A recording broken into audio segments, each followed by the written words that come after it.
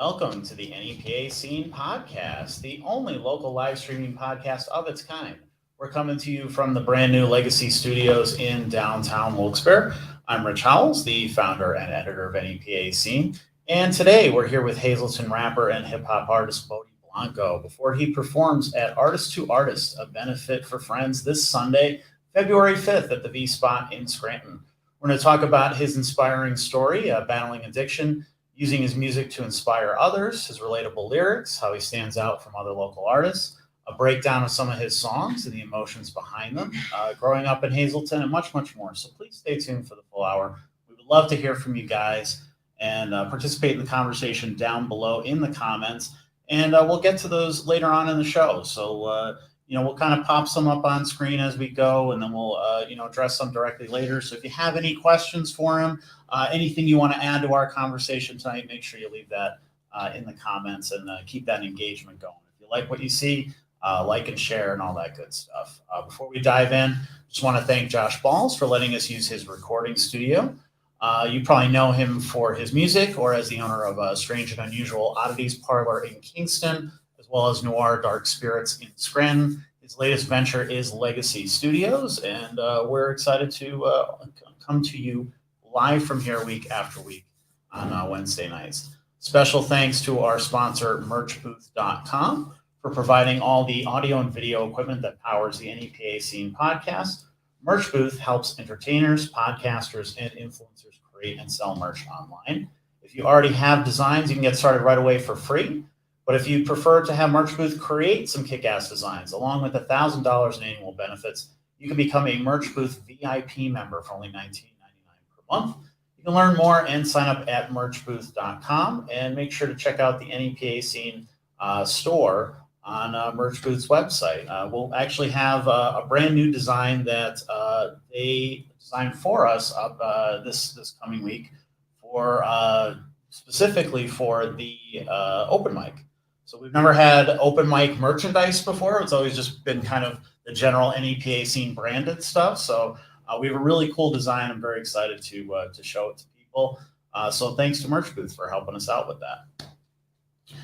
All right. So thanks for coming in and joining us, Boaty. We greatly appreciate it. Of course, man. Thank you for having me. That was impressive, by the way, man. You're good. Thank you. You're a good reader. I gotta get through that stuff fairly fast. People's attention spans, pretty sure. fast these days. So you gotta. I gotta like hold this close to me every time I talk. I could be down here a little bit. That's a question for our producer. I think he's pretty good. I'm good. Just kind of hold it in the general vicinity. So you grew up in Hazleton originally? Correct. Yeah. So drums, actually. Okay. So on this podcast, we talk a lot about Scranton and Wilkes-Barre, but a lot of people, of course, live in the the outskirts and in the city surrounding in Lackawanna County and Luzerne County. And we don't get to talk about those as much. So what is it like in Drums, Hazleton area? Drums is cool, man. It's nice. It's quiet. It's definitely a small town. A lot of woods, a lot of fields. Hazleton is a lot of like coal mines. I'm sure you see like stuff on the news. Like it's starting to get a little bit like bad in some places, but all in all, it's a good city, man. They're super supportive of what I do, man. So I love it there. So how did you first get into music? Did you discover kind of rap and hip hop right away? Or is that something you found later? Because I feel like that's not as prevalent here as rock music in general. For sure, yeah. So growing up in Hazleton, I went to the high school. A lot of my buddies would, we would like freestyle rap. We'd put on some beats, start freestyling and stuff. So just in the bathrooms and the hallways at school, little basement sessions, we'd be smoking weed, rapping and shit. That's how it started. Just for fun, for the fuck of it. And then, am I allowed to say that on here? Oh yeah, you could. I usually give everybody a spiel right before we go live and be like, you can say whatever you want, you can curse, just don't say anything you wouldn't want played back to you later. That's always my advice. That's good advice, Rich. Because it's a live stream and I'm not cutting it. I've gotten a few after the show. They're like, can you cut that part? Well, I said, no, I can't. Sorry. Once it's on the internet, it's on the internet.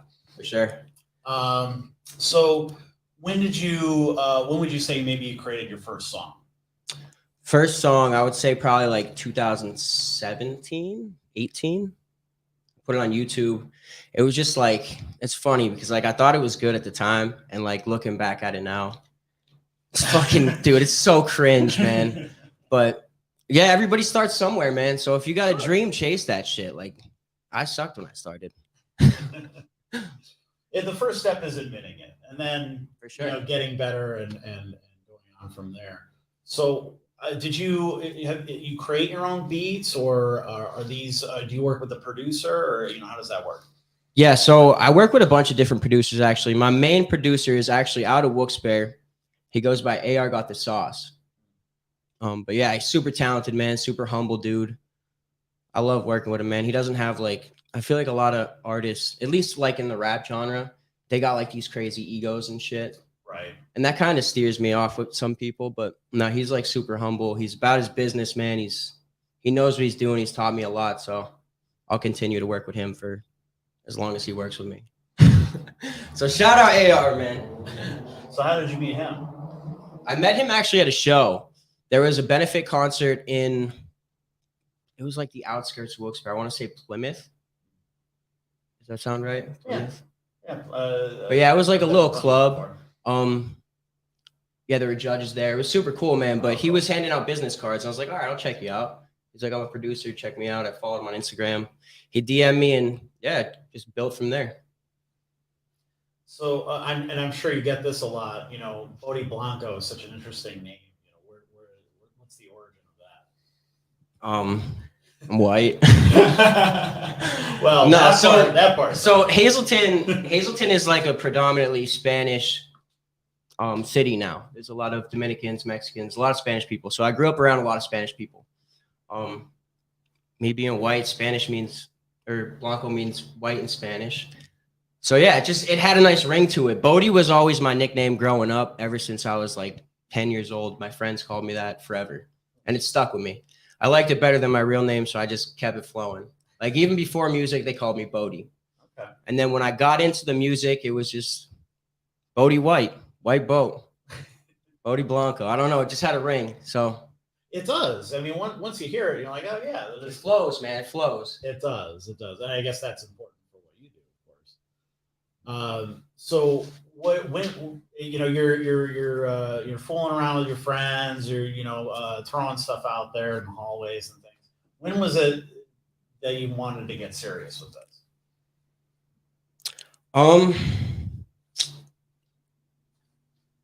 So there's like different serious parts of my life. I feel like seriously as in like creating and just being consistent and trying to build a fan base, and then like serious as in like making it a career, a business, like something that I could provide for my family with.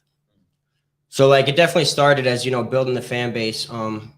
That came after like the drug addiction part of my life, like running around and just being, I don't know, just getting in trouble, man. Just doing shit I wasn't supposed to do. Me overcoming that though kind of gave me this outlook on life. Like, dude, if I overcame that shit, I could overcome fucking anything. I could do anything, Right. So yeah, it just like instilled that like championship mindset in me. Like, fucking go after what you want, man. Chase your dreams. Like, you got one shot at this life. Go fucking live it. What was that first song that you were like, okay, this is the one. This is like the start of the whole Boaty Blanco? That's a good question, man. That's a great question. I like that question a lot because I feel like every song that I put out, like every new song is like the one. Yeah. And if it wasn't, I wouldn't release it. So these are extremely personal. Yeah, a lot of them are. A lot of them, the ones I like the best are definitely like ones that hit home. And I don't know, man, music to me was always like something that I could listen to and just have like an escape. Like I always loved the music that you would hear and like your hairs would stand up, it would give you chills. So like, that's what I aspire to be like, is like artists that did that for me. So yeah, man, the emotional stuff is definitely the stuff that hits home with a lot of people. And that's the stuff that I try to make.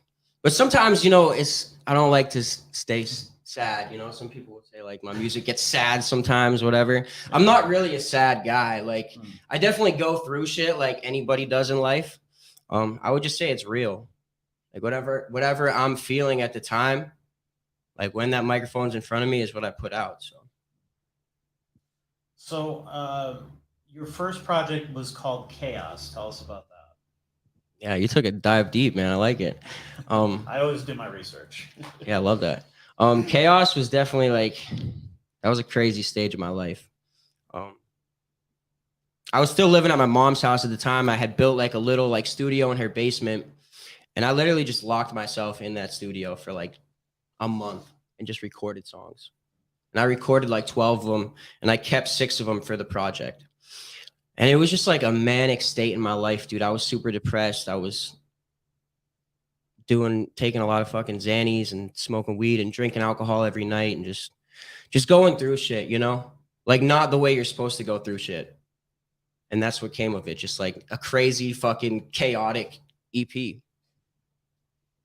Now, do you feel like looking back on that, does that kind of bring up some bad stuff, some good stuff? You know, like how do you look at it now? I try not to look back too much, man.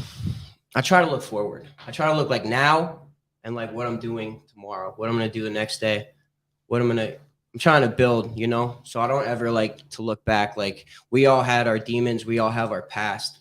I don't try to like reminisce on that shit. I mean, obviously like people are going to bring it up because I talk about it. I'm very like open about what I went through because I know it could help people.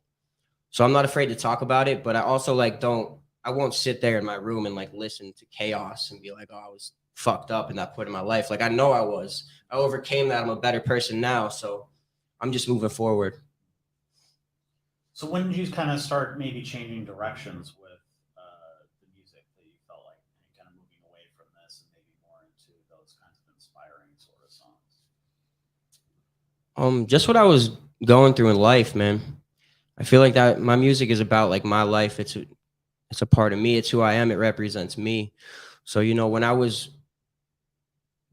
like I was getting sober, you know, I had a lot of good people around me. Yeah, then I started making good music. You know, I was happy. When you're happy, you make happy songs. When you're sad, you make fucking chaos, you know? That's a crazy EP though, man. I might actually like listen to that on the ride home now because there was some good songs on it. Like I liked a few of them. I haven't heard it in years though. That's the thing too, is you can always revisit that stuff, you know, maybe, you know, take something new out of it. For sure. Yeah, of course. So I want to dive into, you know, you talk about how, you know, right away, and if you look up your music and you see your bio and stuff, you see you know, how music saved your life. And, you know, what do you mean by that specifically? Man, I was just like depressed. I was fucked up in the head. Like, I don't know, mental illness. It just weighed me down, man. That's all I would think about was like the bad shit, you know? And like being here today, I see life a whole lot differently, but like back then, I'm sorry, can you ask that question again? I just lost track where I was going with this. You know, so you say that music saved your life. What do you mean specifically by that? Yeah. Okay. So just being on the stuff that I was on in the past and doing what I was doing in my life at the time, death didn't seem too far. You know, it was like I was just living for the next high, you know? Music gave me that outlet to just like express myself. And I don't know, man. It's like it's hard to talk about. That's definitely a hard thing to talk about for sure. But there was definitely times that I thought about like suicide. I thought about like not wanting to be here anymore. And music gave me like a purpose. Now, you know, Luzerne County has had you know, a big problem to the point where it's made national news. You know, the New York Times has come here and done stories about the opioid crisis and you know, drug addiction in the area. So you're certainly not alone. For sure. So was this kind of like maybe you were running with the wrong people at the time? You maybe had to find the right kind of people. Like, you know, what brought you to that state? I feel like it was definitely the people I was hanging around with for sure. It was also like I didn't really have anybody to like look up to. I didn't have like that figure to be like, oh, do this in life. This is, it was just me like with my fucking badass friends like causing havoc. Started out with weed, it progressed to pills, and then one thing turns to the other and you're putting needles in your arm. But yeah, I blame it on myself. I'm not gonna like point the finger at anybody else. I made my own decisions in life and it made me the man I am today. So I don't regret anything I've done. Well, I mean, you've managed to turn around, and you're putting in, a lot of positivity in your music. Was there a point where you just said, "I'm not going to do this anymore. I'm going to sober up. I'm going to change"? Like, was there a catalyst? Was there a person? What was it that made you kind of want to turn around? Turn around from the drugs, you're saying? Yeah. Definitely my mom. My mom was definitely the biggest reason for that. Just I was living at her at the time when I was going through like the worst part of my life, and just coming home and seeing the effect that it had on her, like seeing her cry. She would tell me like you're gonna die. I just felt like a failure, man, and I didn't want to feel like that anymore. So it's crazy because I remember the one night actually. You want to get into it? Like, Absolutely, and anything that you feel comfortable talking about as well. so I remember the one night I came home from doing what I was doing. I was out running, ripping and running. Got home and I went upstairs to go get high. I was gonna go in the bathroom and go get my fix. And my mom pulled me into the kitchen. She's like, "Come here right now." She was bawling her eyes out. My stepdad was there. My mom was there. My sisters were there. My brother. Everybody was crying. And she had like a big bowl of, they're called like tickets. I don't know how graphic you want to get here, but it's heroin. So yeah, she had a big bowl of them, just like all my used tickets. And she's like, "You need help. We're going right now to get you in a fucking rehab. You're going to the hospital. This ends today." And I was obviously, me being high and going through withdrawal and just being the person I was at the time, I was, "Fuck you. We're not doing that. No, I'm not going." So my stepdad got me in the car. I remember I was like headbutting the fucking windows, trying to jump out of the car. Like I refused. I did not want to go. I did not want to get better. I wanted to fucking kill myself that way.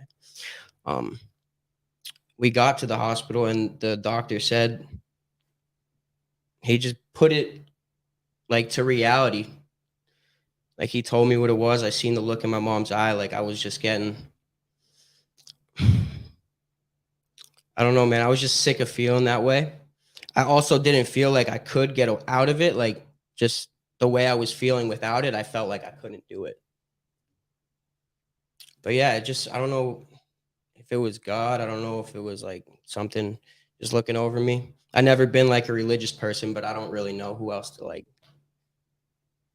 because I don't want to say it was me, man. I wasn't that fucking strong at that time in my life, but I made it through it. And here I am still able to tell my story. So I'm grateful for that.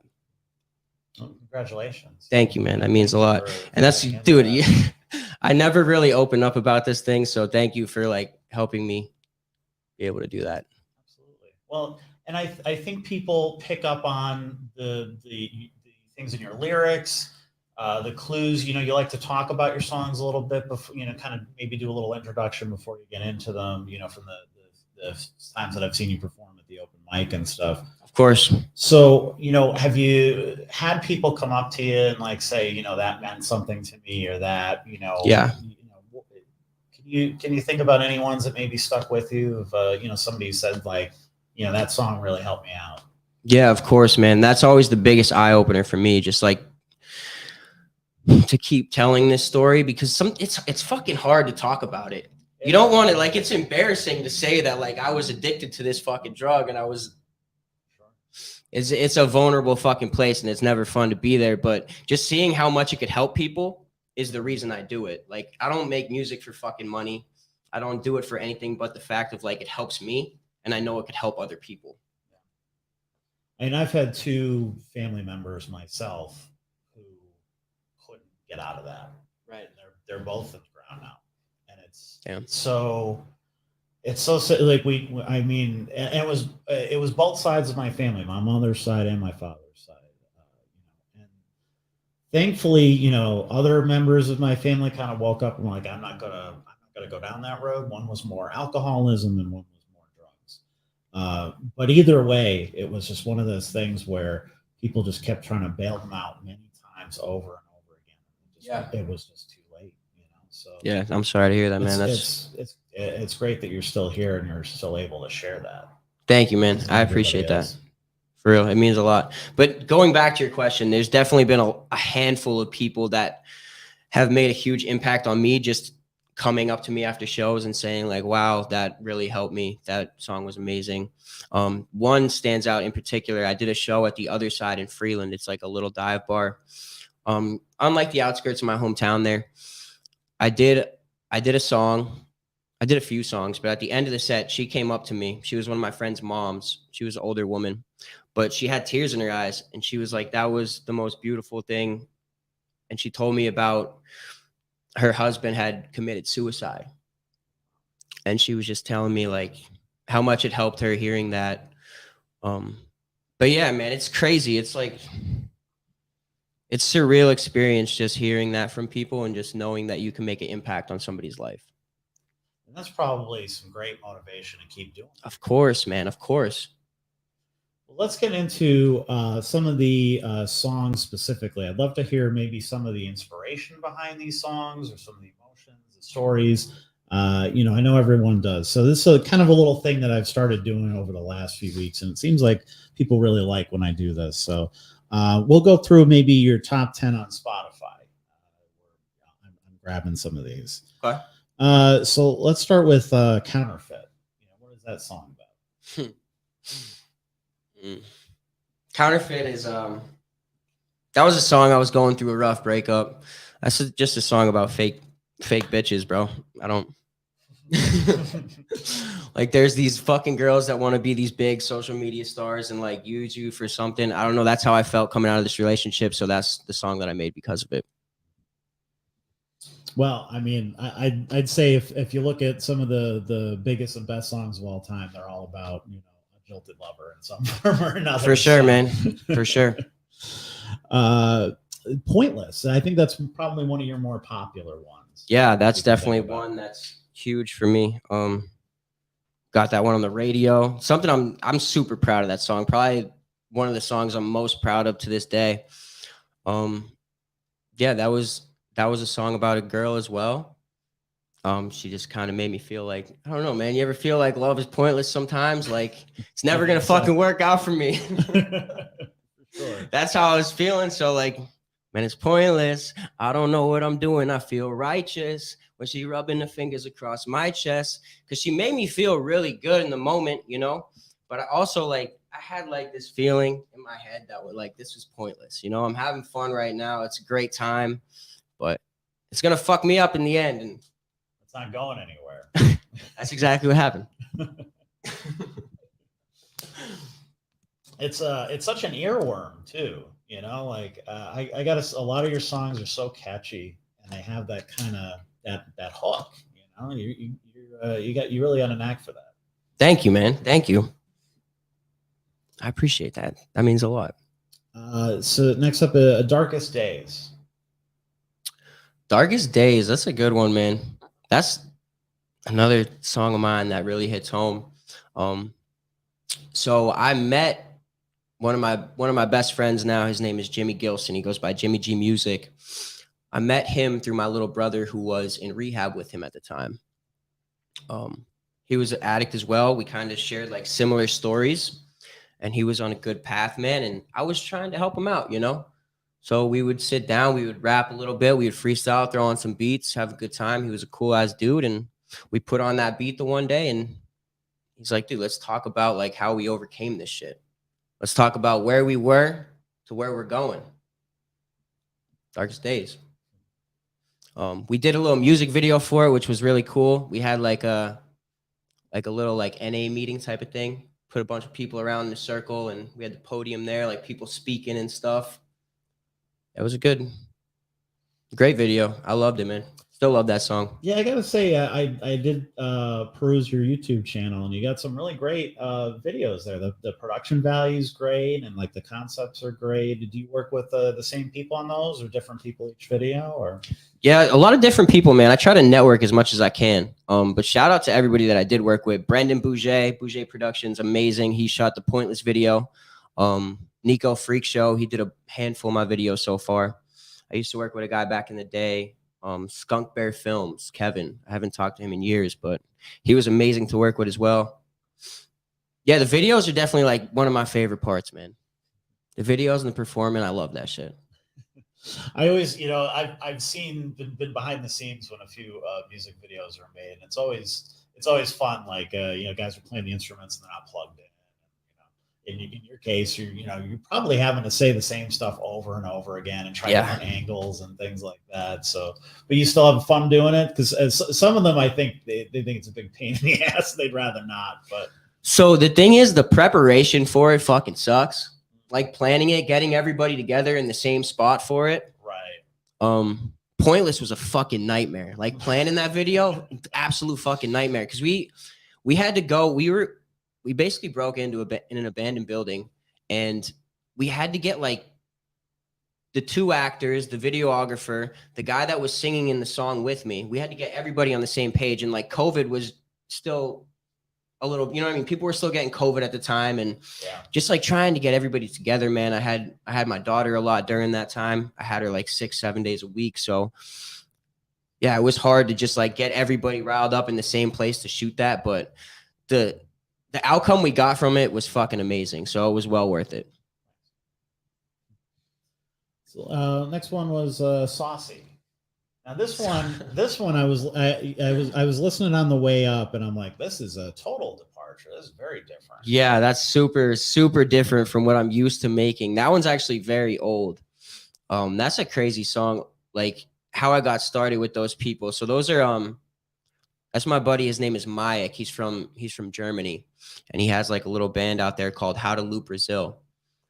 But yeah, I met him. I had a manager in New York at the time. His name was Rama. He met him through Craigslist. Actually, he met him through Craigslist. He was looking for rappers. And yeah, he told him about me. We FaceTimed. We got on the WhatsApp together and all that shit. I didn't even know about WhatsApp at the time. Like he taught me all about that stuff. And yeah, we just meshed, man. Like I felt like it was perfect. He sent me over some beats. Half the time he wouldn't even send me beats. He would just be like, rap a cappella, just do something, and I'm going to put a beat over it. And it was honestly like the easiest music I ever made. Like those songs took me 20 minutes to make. It's almost kind of like a techno sort of thing there, which is really interesting. Yeah, over in Germany, techno's huge. Right. So that was like their style. He wanted to do like a techno rap type of thing. I forget what the genre he was that called it, but it's super different. So if you guys never heard that, because that's so old that I don't promote it much. I don't know if like a lot of my fans know about that song today, but yeah, check it out on Spotify. Saucy. Next one is All Love. That one's a meaningful one, man, for sure. That one holds a special place in my heart. That was about my best friend. He passed away from the same addiction that I went through. Yeah, I was super sad at the time, man. I was super down. I didn't even want to write music anymore. And then I was just like, dude, I know that this story of what we went through together, just like coming up together and like how this whole thing transpired, I know it could help somebody. So I started writing. I found a beat. I started writing to it. I called up his little sister because we would always go to karaoke night together. She was always like, shout out Callie. She was always like kind of like shy, you know what I mean? But she has a fucking beautiful voice, man, like amazing voice. She never wrote music before. So we just sat down and I was like, it's for Frank, like just be yourself and whatever comes of it comes of it. You know, if you don't like it, then we don't put it out. But I feel like it could be something special, like if it works. So we took a day, we hung out for a day, we were writing all day. We got in the studio the next week and made it, and it was fucking beautiful, man. So I had a GoPro at the time, and I was like, we need to shoot a music video for this. And at the time, I was doing all my own music videos. I was editing them myself. I was doing all the background by myself. So I actually had Callie and Frank's mom filming the music video, and me and her, you know, just singing, acting, doing what we do on camera. And yeah, I love it, man. That's one of my favorite songs. It forever will be, because that was my best friend, and I'll always have a piece of him because of that, you know? Yeah, the collaborations are always it seems like they're a big part of rap and hip hop these days. Do you like to, when you're doing those types of things, are you letting them write their part and you're writing your part, or you know, how does that work? Yeah, for the most part, yeah. I write all my own music, so I'm always writing my part. Sometimes, you know, I'll help out. You know, if somebody asks me for like a suggestion or like what. But yeah, for the most part, they're writing all their own stuff. I don't like write for anybody else. Like I won't write like a whole verse for them, you know? So next one is Uncle Sam. Mm-hmm. Uncle Sam. That was a fun one, man. That was way back too. That was a couple years back. Yeah, that was me and my boy Kid Rico. Shout out Kid Rico. That's another collaboration. I got a lot of collaborations, I guess, huh? Yeah. You know, like doing these songs, sometimes you forget about like some of your old stuff, but you're right. I do have a lot of collaborations. I guess that's a good thing, though. It is a good thing, yeah. But yeah, that was a fun one, man. There's not really too much to say about that. Like that one was just like, get money, fuck you. Like, I don't, you know what I mean? It was just like, do your thing, man. Those, yeah. Right? Just like have fun, live your fucking life, dude. Yeah. That one's catchy though too, man. I love that fucking chorus in that one. I still be, yeah, when I hear that shit, you go like this, you know? Right. Next one is Mozilla, and this one that has a really good beat to it too, like a really that beat. I love that beat. Yeah, I love that beat. So actually, and I usually don't do this, but I found that beat on YouTube. And yeah, I was in the studio one night. I got drunk with a bunch of my friends. I was feeling good, and I was like, "Fuck it, I'm gonna throw a beat on a freestyle." I freestyled. I was like, "Yo, this is gonna sound dope on a microphone." You know, record it.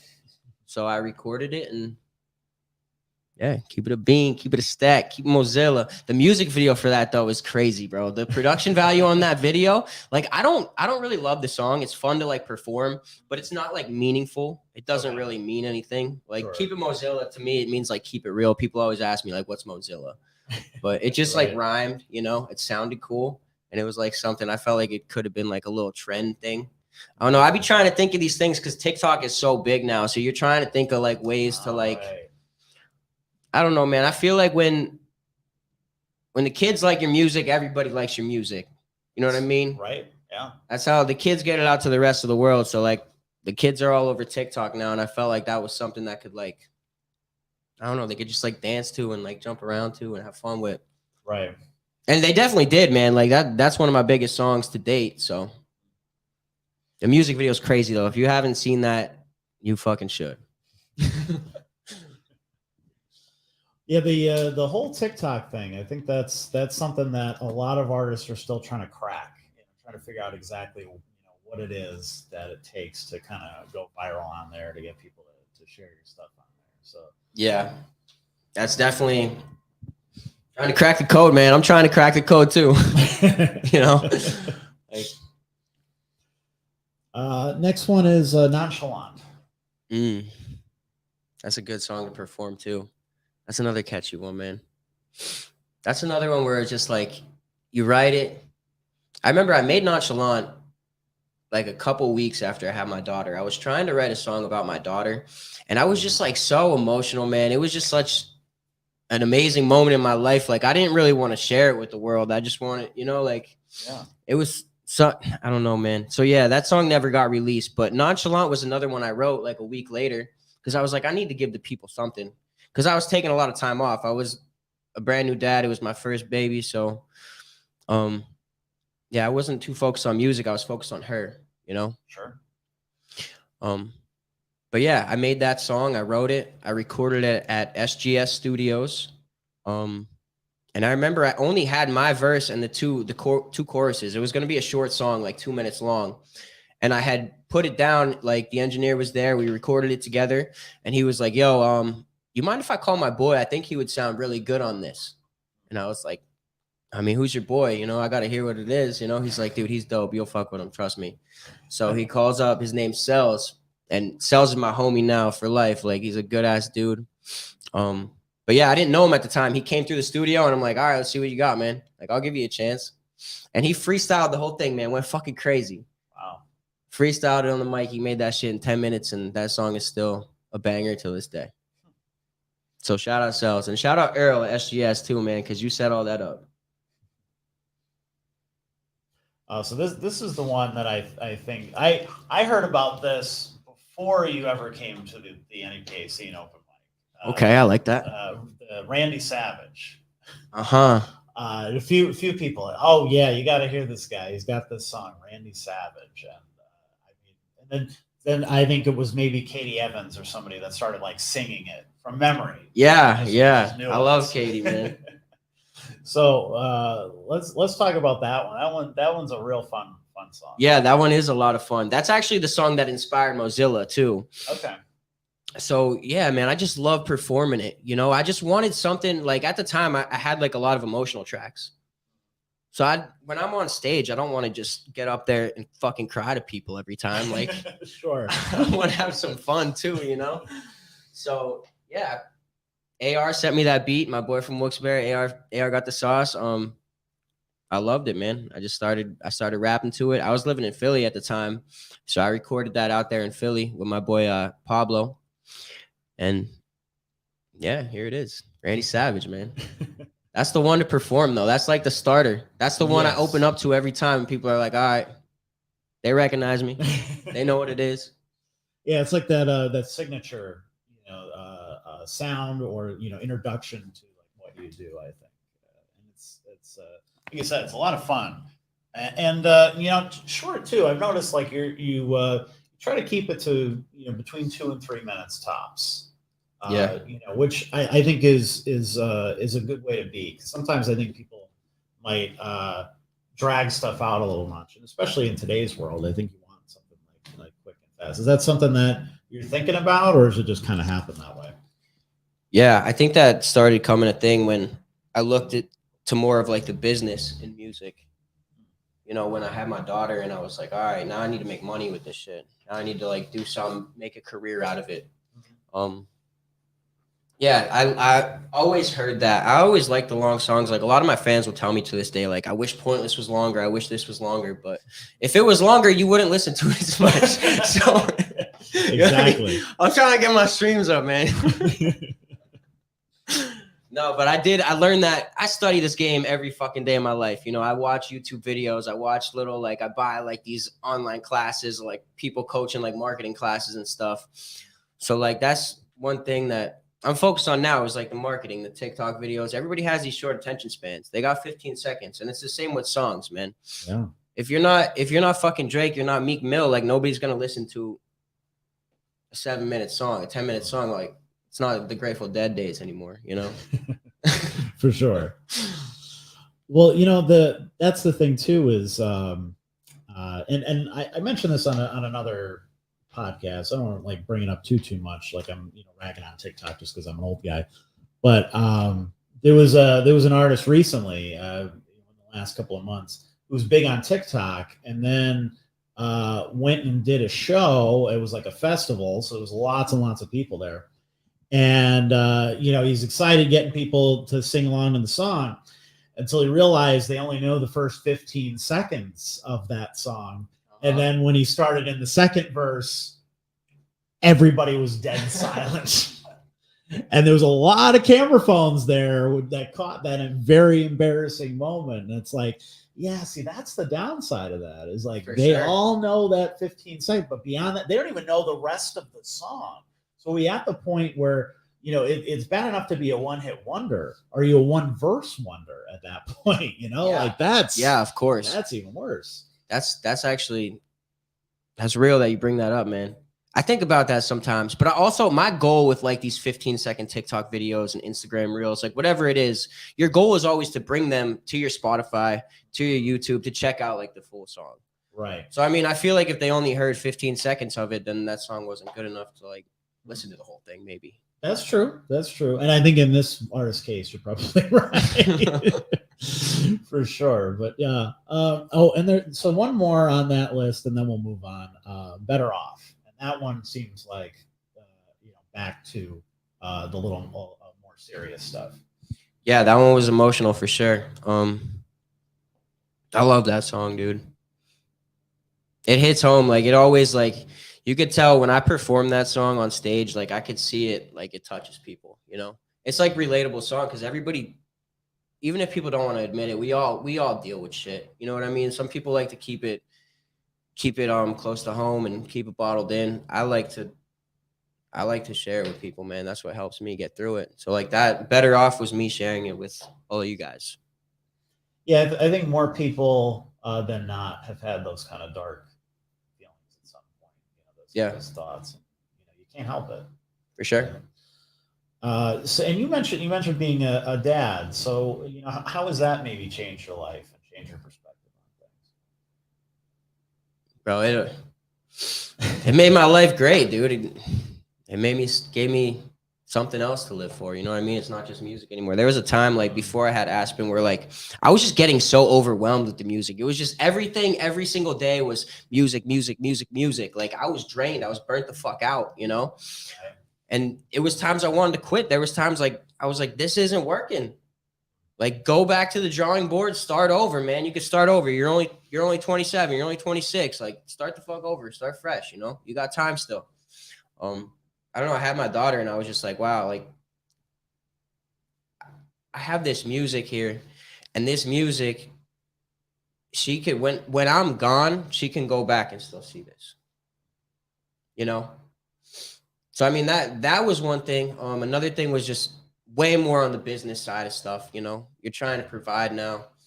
You're trying to, put your daughter in college, do all that stuff. Sure. Music is my main source of income. So you got to like think of different ways to provide. Yeah, man, just, I look at her and smile, man, And she enjoy, I'm probably sing for her, right? She loves music, man. She's a big dancer. We don't got her singing yet, but there's a couple. I'd be giving her singing lessons sometimes. I give her the little la la la la la la la la la, and she'll like do it back to me and stuff. But she's big on dancing, man. That's awesome. So when you're talking about monetizing, I think there's a lot of local artists that are that have that same struggle and stuff. So have you where have you found success there? Where do you think are things maybe other artists should be concentrating on to make a few bucks to actually turn it into a living? I can't be giving away all my secrets, man. Yeah, you don't have to give them all away. Any general maybe advice. So merch for sure. Mm-hmm. Merch is huge. Just find different ways to like, because at the end of the day, you're hustling a little different side gigs. That's how I look at it as coming from like the streets and the days that I was on drugs, like I was doing whatever I could to get that drug. So, you would hustle shit. You would have to do this and do this. But that's what the music is the same way. You're a fucking hustler, dude. You got to figure out different ways on your own and how to provide, get money. So me personally, I open a studio. I'll help other artists come, and it makes me feel great just seeing other people like happy and helping them make songs and just hearing them, watching them do their thing. Like it inspires me, it keeps me going. So the studio is one thing, the merch. Obviously, get all your songs published, ASCAP, BMI. Make sure you got your paperwork right. DistroKid will pay you, Spotify, Apple Music streams. People buy it on iTunes. I was working for like a marketing company a little bit. So like just having like a bigger following now, like on Instagram and stuff, I could, what do they call that? Like affiliate marketing? Yes. Affiliate marketing. That's what I'm looking for. But yeah, just different avenues, just trying to do different things because I feel like it doesn't all come from one place when you're in music. You know, you got to have different sources of income because fucking Spotify ain't paying me enough. They ain't paying anybody enough. That's for damn sure. Hey, that ties into our sponsor merch booth too. So go check out merch booth. Yeah, check out merch booth, man. I'm actually gonna check them out after this show because I need some new merch too. Yeah. You know, they have some great designers, and they work with some great local people that like the open mic design. I was just blown away by it. I was like, oh, this is so cool because it's not what I would have come up with. They made that one. No. So this one is actually my cousin drew the skull. And then Keith Perks, I don't know if you know him, he's a local photographer. He was working at a t-shirt place at the time, and so I gave him the words. I knew what I wanted, but he had the idea to stick the logo in his mouth, and I thought that was fantastic. Yeah, that came out sick. I got one of those shirts actually. Some girl fucking stole it from me though. Well, it was a glow in the dark one. Oh, so I gotta get another one. Limited edition glow in the dark one. Oh. Yeah, I guess I can't get the glow in the dark now, huh? I think the only ones that I have that are glow in the dark are like the 3X ones. That's right. I like the blue though. I'll get a blue next time I'm up there. Yeah. I gotta hit an open mic soon again. Absolutely. Yeah, we miss you. So tell us about kind of the local hip hop and rap scene in general. You know, what is it like? Is it cutthroat, or is it more you know, everybody kind of gets along, or you know, is it spread out, or you know, just anything in general any insight you can give? I feel like it depends on the person. Like it depends on you. I feel like I'm a pretty humble guy. I try to get along with everybody and support everybody. I'm also real. Like if your music isn't good, I'm gonna tell you it's not good. Like get back to work, you know? Right. But I don't feel like I'm ever out there like, yo, I'm the fucking best. But a lot of these dudes are like that. And I feel like they have like some different, I don't know, it might be harder for them to work with some people because they act like that. Yeah. You know, like I don't want to work with anybody that's like, yo, I'm the fucking best. Fuck every rapper in this town, you know? Like, all right, dude. Fuck you too. Yeah, I always found that kind of interesting how that's part of the whole, you know, the bravado thing, the bragging thing. It's kind of built into the genre. You know, it's a lot of, when you think of a lot of, you know, famous rap and hip hop songs. I say this as a lame white guy that listens to metal music. So yeah, I could be very off. That ain't lame, dude. Metal's sick. I just got into metal actually. I've been exploring different genres. The music's great. I'm Come on, you know, man. I'm a big nerdy guy. So I'm kind of into you know, a lot of nerdy stuff. Not that rappers and hip hop artists aren't, because there are quite a few, especially like Wu-Tang, and you know, locally we've had a few guys on here that are, you know, big nerds too. But in general, I feel like there's a lot of like, you know, it's built in, like you got to brag that you're the best, you're, you know, everybody else. So like it's kind of funny you see that, and then you talk to them, and a lot of times they're like these like super quiet kind of humble guys.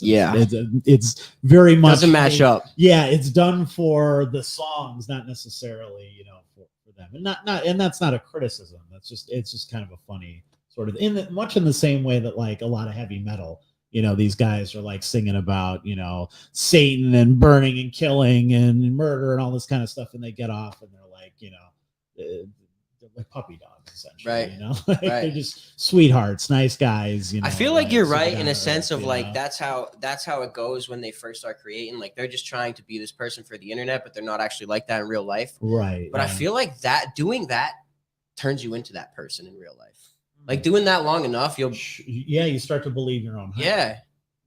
Yeah, which you don't want to. I don't know, man. I'm trying to think of some examples, but I can't come up with any off the top of my head. Maybe like Marilyn Manson. Like, yeah, dude's probably fucking nuts in real life, but he was probably a cool dude at some point. You know, he's probably like, yeah. You know, it's one of those things where, like, I'm not saying he's not a cool dude, but when he came out, I think a lot of people were, you know, you had the whole, you know, stupid satanic panic all over again with a lot of his stuff. And it was like, come on, you know, whatever, it's a show. Now, I think years later, I think he leaned into that maybe too much and, you know, went over to the dark side too much, where, you know, now it's like there's all these accusations out there about him. And let's face it, there's enough of them and they're all pretty consistent that they're probably pretty accurate. And I mean, who wants to work with somebody like that or whatever, just Right. and it turns you off their music too. It's like, I can't listen to his stuff. Yeah, of course. It's terrible.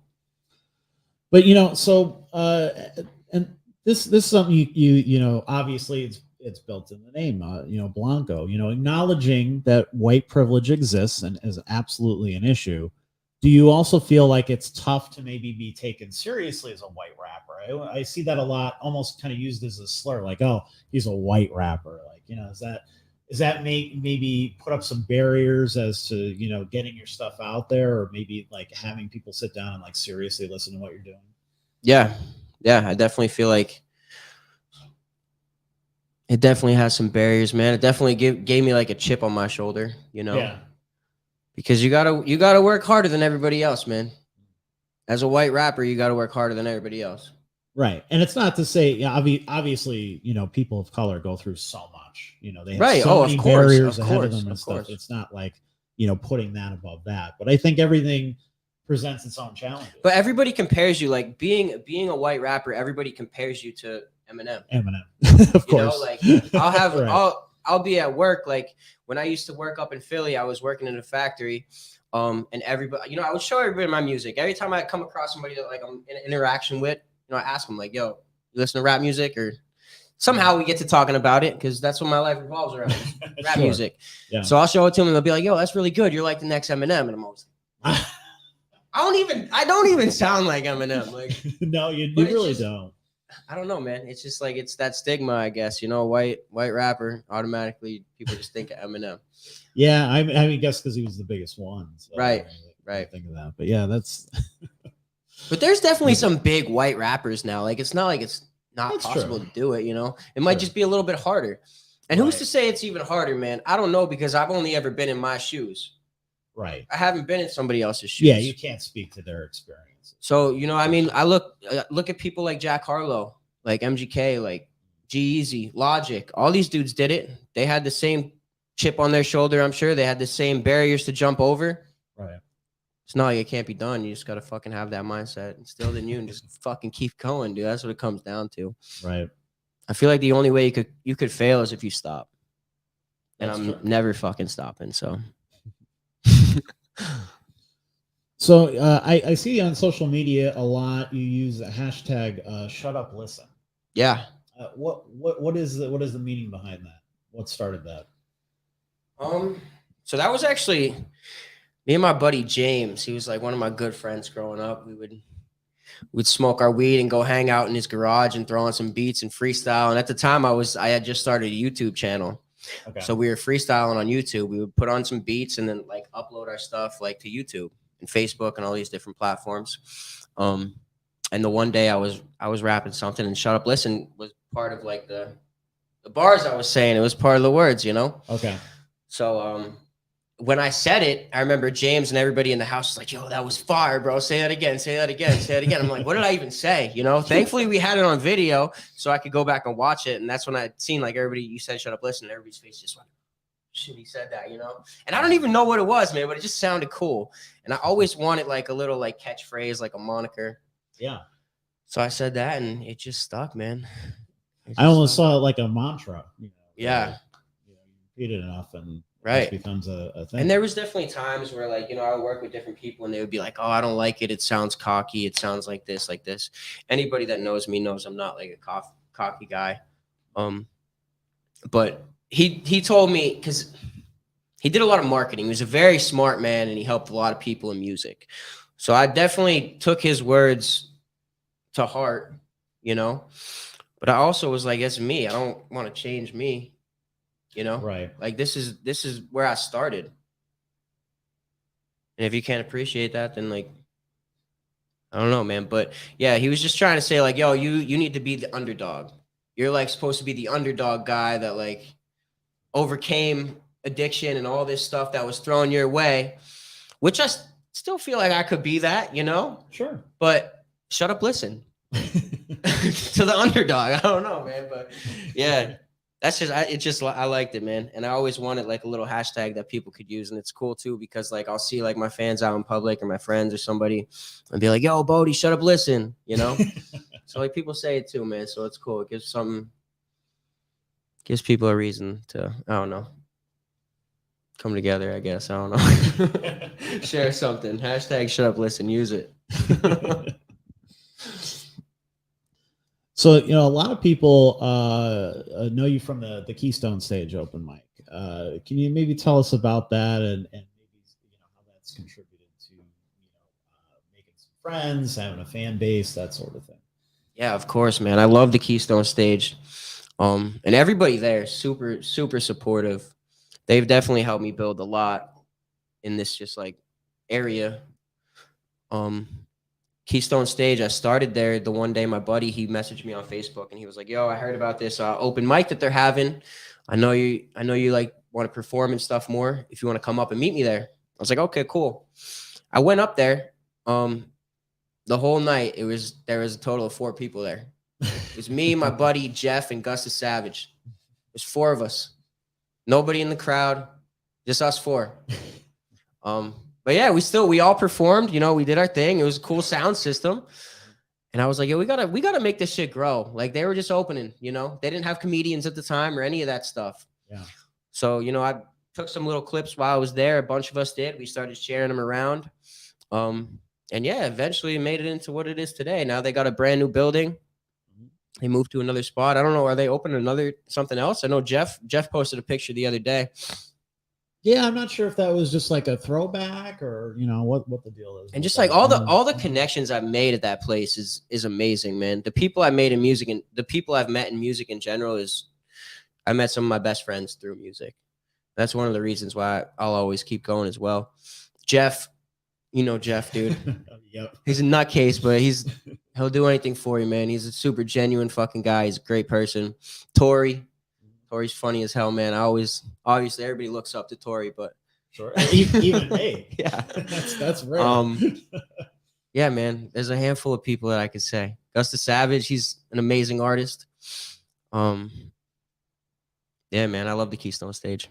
I'll always perform there, no matter how big I get. I'll always go back. You and Gus should do like a play on the Randy Savage thing. Yeah, we talked about that. We really did. The last time I was with Gus, we talked about that, and I want to do that. So, Gus, if you're watching this, DM me, bro, because I definitely want to do that. That would be crazy. Yeah, that would be awesome. I'd like to see that. A remix, Randy Savage remix. Right. Well, I think open mics are so important, and a lot of you know, I've met a lot of musicians who maybe they won't admit it, but they'll be like, yeah, you know, like I think I'm above the whole open mic thing. Like, God, that's for amateurs, and I've been doing this a long time, or whatever. It's like that's not the purpose of the open mic, right? You know, it's to, you know, make those connections and test new material and stuff like that, and it's not beneath anybody. Of course, yeah. To those types of things, whether you've been doing it for, you know, 30 years or, you know, this is your first time. Like, it seems that's the wrong attitude. I think. Yeah. Oh, of course, man. Of course it is. Yeah. You always have to stay like, I don't know, man. Stay humble. Like you said, man. You're not above anybody. We're all human beings at the end of the day. And imagine being, if you're that good, man. Imagine being that guy that goes to this open mic and everybody's just. Sure. You know, exactly. Right. Be that person. That's a great like feeling. You don't need to be getting paid $1,000 a show every fucking time. Like, go have fun. Right. Those open mics are so much fun, dude. Like, you meet so many cool ass people there. Dude, it's always just great energy. Every time I'm at the NEPA Scene open mic, Keystone Stage too. All of them. Absolutely. Yeah. Yeah, like I said, man, no matter how big I get, I'll always go back to doing them. I might not be able to do them as much, you know, the bigger I get. But yeah, I'll always come back, dude. Yeah, it's you know, I've suggested to a few people. It's a great place to make content too. Of course, of course. You know, bring somebody along. I've seen people bring on a videographer or just somebody to kind of, you know, do some live or, you know, reels on Instagram or whatever the case may be, TikTok. Yeah, and you do it all too. Absolutely, yeah. So you don't even need to bring anybody. You could come and talk to Rich, man. Absolutely, yeah. We do the video live stream, so you can you know, just chop your video right out of there. People do that all the time. They'll just rip it right from the stream, and I encourage that. You know, yeah, I've done that a few times. Everybody too. So, yep. You know, did you like the one that I used tonight? Yeah, that was a good picture. I looked at it a couple times, and I was like, I don't know if it's this one The other one kind of had your eyes closed. I was like, I'm gonna go with this one. I liked it, man. That was Okay. that was a great flyer, dude. I liked it. Very professional, man. That's one thing I always say about you and what you're doing. Very thanks, professional, man. I appreciate that.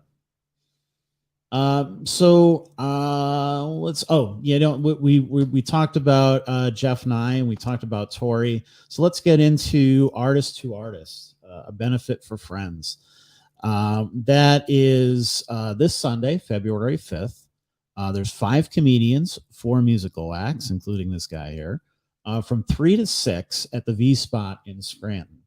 Admission is $5 at the door, and there'll be raffles and art for sale to support Ryan P. Flattery and Yasmin Wahid. So if you hadn't seen on our social media, if you didn't tune into the last episode of the NEPA Scene Podcast, Ryan and Yasmin lost their home recently to a fire and pretty much lost everything. And they have a small child and stuff. And, we've been gathering donations for them. Angelia, Jeff, and Tori have been getting stuff for them as well and putting together raffles and all this other kind of stuff. How do you know Ryan and Yasmin, or how did you meet them? I met them through the Keystone Stage, actually. Okay. Yeah, super great people, man. Ryan's he's like the funniest dad jokes you'll ever hear, man. And it's funny because I would go to the Keystone Stage every week, when I first started going there, I just loved it so much that I would go every Monday. And I would be hanging out with Tori and Ryan every Monday. And you would hear a lot of the same jokes, but you would still fucking laugh at them. That's how funny they were. Because they were just so simple and awkward. And it was just bro, it was great, man. And Yasmin's super sweet, man, super supportive. She got great artwork. Definitely just an amazing family, dude. And just hearing the story, I don't know, man. It's a beautiful thing that you guys are doing, that we're all doing, coming together and try to help a great family. What do you have planned for your set?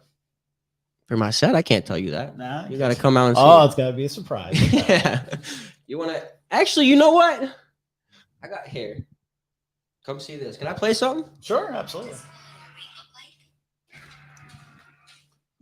Might as well put the mic right up to it. Okay. Can y'all still see me? Can I move this?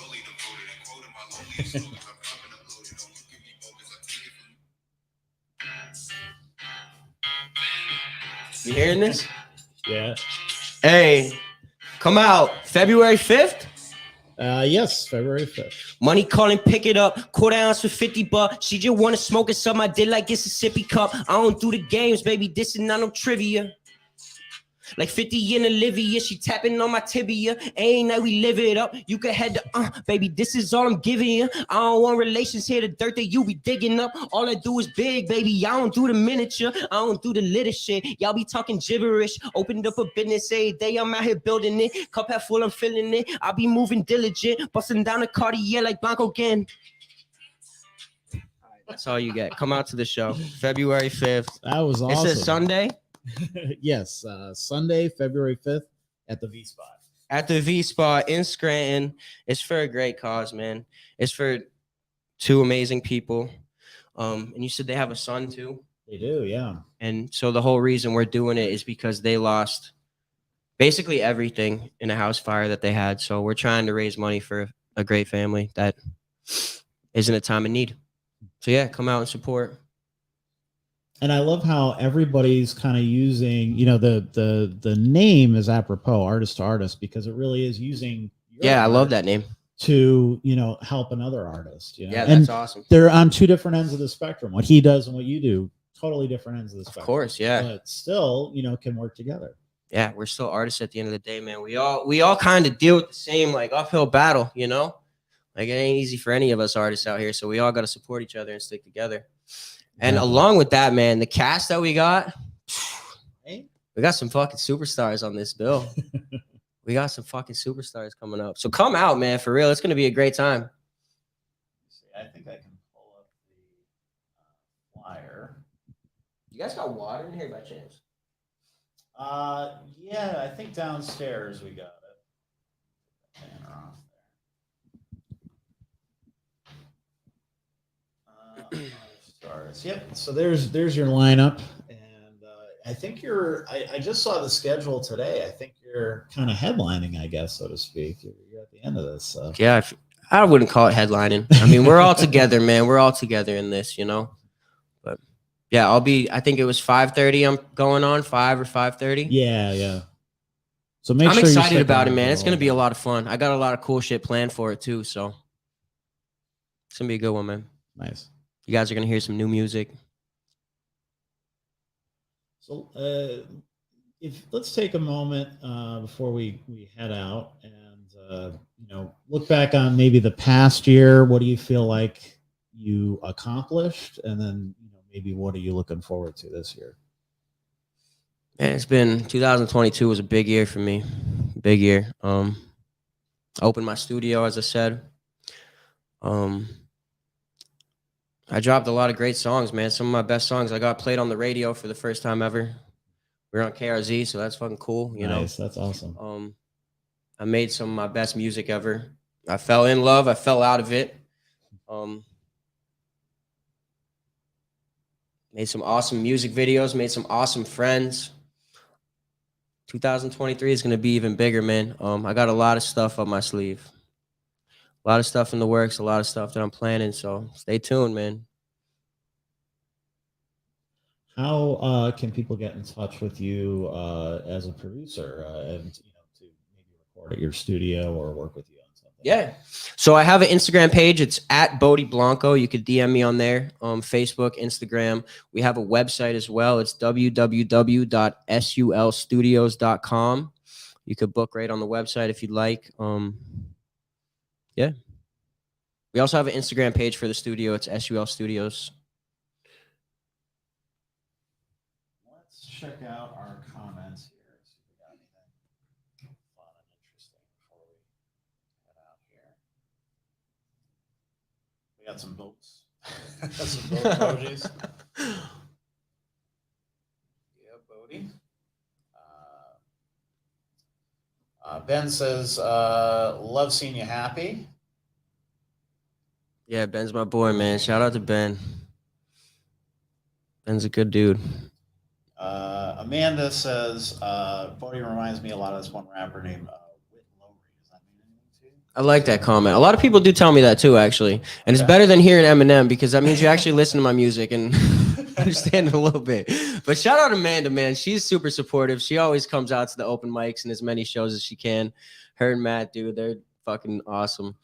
The sweetest people. They really are, dude. So genuine and just like caring. They give a fuck, dude. It's a cool thing to see, man, because a lot of people don't. But yeah, Whit Lowry is definitely somebody that gave me a lot of inspiration coming up in music. When I was like overcoming drug addiction and stuff, I remember I would just play Whit Lowry for hours, dude, because I related to it so much. Just like I felt like. Because I rapped before that all, and I still had like the same tone and the same like kind of style. And just hearing him, I was like, dude, we sound like similar. Like, obviously we were rapping about two different things. Because me coming up at first, I was not rapping about like emotional stuff that's going to touch your heart. I was rapping about, like the shit I was doing at the time, being in the streets, running around like an idiot and not saying it like that, but you know what I'm talking about, dude. Like, it's like fuck bitches get money. That's what I was talking. Yeah. Right.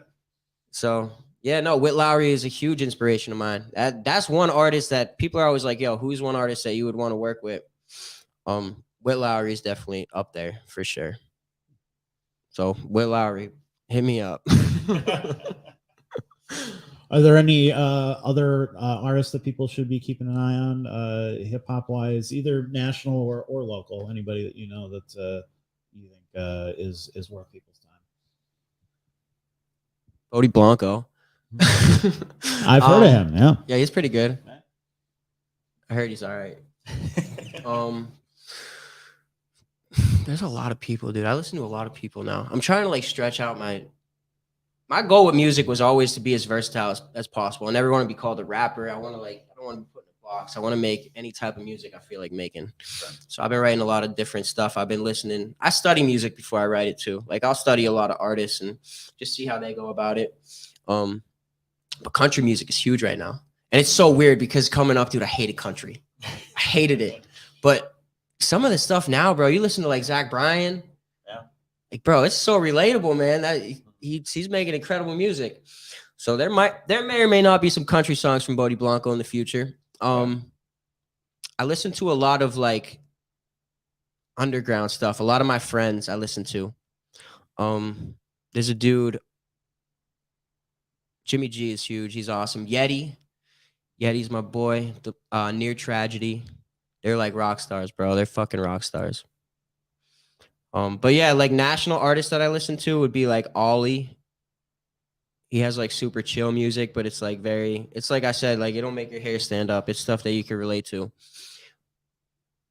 Who else? Kalen raps. Yeah, every day is different, man. It all depends on my mood. That's what I listen to, you know. I still always dive back into like the Chili Peppers, Tom Petty. Okay. Yeah. Well, yeah, I think you have a little of that alternative rock kind of influence in there somewhere. Oh yeah, of course, man. That was what I grew up on, so that'll always be there. Yeah. You need to switch it up, man. You can't be doing the same shit over and over again because people are gonna get tired of it. Right. You know. And you have to experiment. And it seems like you are not afraid to experiment and try different sounds and do different things. Shit, dude, you got to get uncomfortable to grow. You know, so you got to put yourself in uncomfortable situations. Which is, you know, I do this every week, being in front of a camera. I saw, yeah, even this. I was just gonna say that too, but I was like, nah. But no, you make it homie. You know what I mean? Thanks, like it's comfortable in here. We got a nice couch in here. You guys got some sick equipment, so like it feels very like professional, and you know what you're doing, obviously. Oh, thanks, man. But yeah, sometimes getting in front of a camera could be scary to people. It is, yeah. I'd much rather be behind the scenes. So that whole thing. But I also feel like too, if you don't do that and you don't show a bit of personality or whatever, you kind of become this like faceless entity. For sure. Because I worked with a lot of the, I used to work in the local newspapers and stuff. And right, I remember you saying that. Things like that. And that's a big thing. Is like you're a part of this kind of faceless entity where people don't know who you personally, and I think they just take it, the news, the media, you hear those all negative, especially these days. You hear it in a very negative light, and it's like I don't want to be associated with any of that stuff. For sure. So I feel like if I do put myself out there a little bit, people are like, oh yeah, it's just that guy, Yeah, you got to tell your own story. Yeah, you can't let somebody else tell it for you. Right. Exactly. So no, that's dope, man. And you got to do it to overcome it. You know what I mean? The more you do it, the less uncomfortable it is. Exactly. Yeah. I feel like I've gotten better at it. I hope anyway. You can tell me in the comments. I always feel like too, for like, even when I do shows a lot less, because this I'm new to, like podcasts and like sitting down and being interviewed and stuff. I'm super new to this. So like the first like 10 minutes, I'm sure a lot of people could tell like you're kind of like nervous, your palms are sweaty and shit. Like, yeah. But the more you sit down and just like relax, the easier it gets. And that's the same way with shows, man. People always ask me like, do you get nervous before you go on stage? Yeah, dude. Of course. If I wasn't nervous, that means I don't care. Right. Like I still get butterflies, even like small little venues, man. Like the V Spot, that's a small little bar room, It is, yeah. And you still get the little tingles and shit. You're like, yo, we're doing this. Come on. You do your push-ups before your set. You get up pumped up and you get up there. Yeah. The first like song is you're gonna feel it, It's gonna be a little difficult, but after that, you get through it, you get over that hump, and smooth sailing after that. Once you make that connection with those people, they put the drink down and they start watching it. Yeah, it's a good feeling. Yeah, that's great. And you always seem to be really good at that. Every time you come, you really know how to grab those people. So thank you, man. Thank you. That's a talent.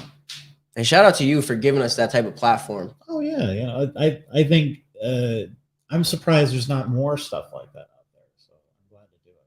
Yeah, that's awesome, man. I can tell it makes you happy too, like seeing you on stage and stuff.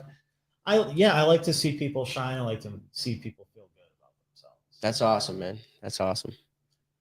And so is there anything else you want to mention before we get out of here? Anything that people should do after this? Follow me, man. Follow me. That sounds so fucking cliche. Don't follow me. Do whatever the fuck you want. No, my name is Boaty Blanco. Honestly, thank you for having me, man. What you do for our like community, like around here, is amazing. I'm excited for my future, just moving forward as an artist, as a dad, as a human. I'm excited, man. Good. I'm excited. I don't want to say too much, you know. I want to keep it low key, but yeah, I'm on social media. I'm on Instagram. I got a Spotify, YouTube, Apple Music, wherever you can listen to music. Check me out. Well, thank you for coming on and sharing some deeply personal stuff. I know that wasn't easy, but Yeah, you got it out of me, man. You got it out of me. That's that, but I think it's a great thing. So I appreciate that. Thank you, man. Thank you. So make sure that you come out to Artist, a benefit for friends. 5 comedians, 4 musical acts this Sunday, February 5th from 3 to 6 p.m. at the V Spot in Scranton.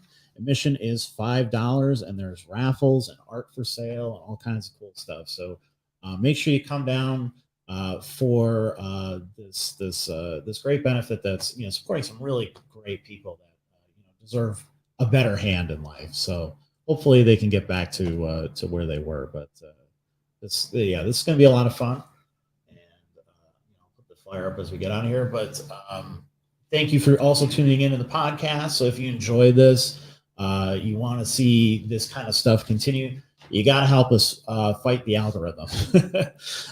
Share this shit. Share, let people know what's going on here and that you enjoy this. And I try to mix it up every week and have somebody completely different with a whole different story to tell. So I hope you guys enjoy that. If you do, like, share, comment, all that good stuff. And we will see you here next Wednesday. I'll see you Sunday. We'll be live streaming from the V Spot. So you can watch the show, but I hope you guys show up in person and donate and all that good stuff.